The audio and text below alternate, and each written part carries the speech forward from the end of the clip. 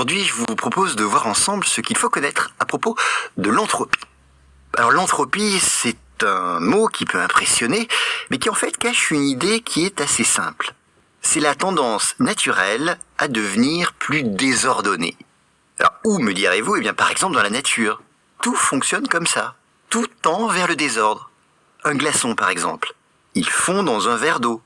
Un parfum, il va se diffuser dans une pièce. Ou encore un château de sable, il va bien finir par s'effondrer.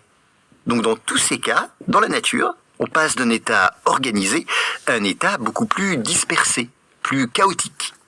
Et ce processus est irréversible, en tout cas sans intervention extérieure. Pour reconstruire le château de sable, il faut dépenser de l'énergie. Sinon, le désordre gagne toujours. Donc dans un système isolé, l'entropie ne peut qu'augmenter. Mais attention quand même, ça ne veut pas dire que tout devient forcément chaotique partout. On peut créer de l'ordre localement, on peut construire une maison, on peut structurer une idée. Mais pour faire cela, je vous l'ai dit, il faut consommer de l'énergie. Prenons l'exemple de notre corps. Il est extrêmement organisé, c'est vrai.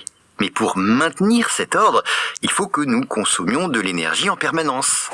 Et tout cela produit de la chaleur et des déchets. Et donc au final, l'entropie globale augmente quand même. Et là, il faut que je vous dise un mot de cette idée fascinante, car l'entropie donne une direction au temps. Eh bien oui, pourquoi ne voit-on jamais un verre cassé se reconstituer tout seul? Eh bien parce que le temps suit le sens de l'augmentation de l'entropie. On appelle ça la flèche du temps. Autrement dit, si le temps avance, entre guillemets, c'est parce que le désordre augmente. Voilà, donc l'entropie au fond, elle raconte une vérité assez simple, mais assez vertigineuse aussi. Celle qui veut que l'ordre est fragile, alors que le désordre, lui, est naturel. Là, pour tout comprendre, il faut revenir au début des années 1990.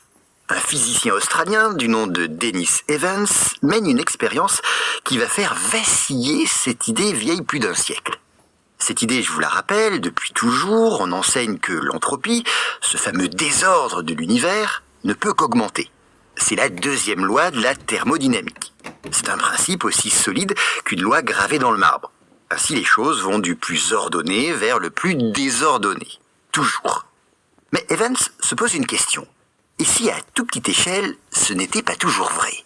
Alors dans son laboratoire, il va observer des systèmes minuscules, composés de quelques particules seulement. Et à cette échelle, il découvre que le monde n'est plus stable.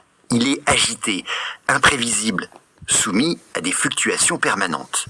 Et sur de très courts instants, il arrive que le désordre diminue. Autrement dit, il observe des situations où l'entropie recule. Un peu comme si un verre cassé se recollait tout seul, ou comme si la chaleur passait spontanément du froid vers le chaud, sans dépense d'énergie.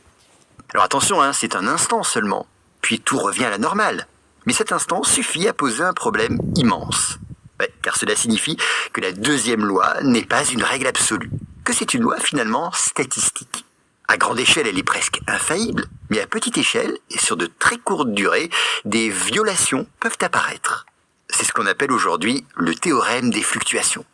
Il nous dit que le chaos de l'univers, n'est pas une obligation à chaque instant, mais une tendance globale, une moyenne.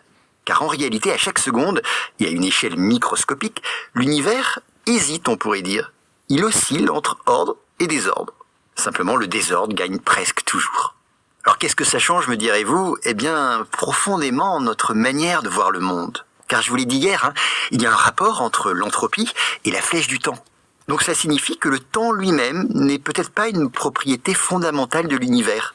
C'est le résultat d'une probabilité, certes immense, mais d'une probabilité. Ce n'est pas une obligation absolue. Et donc, à une échelle invisible, il existe peut-être des instants fugaces où le temps lui-même, littéralement, recule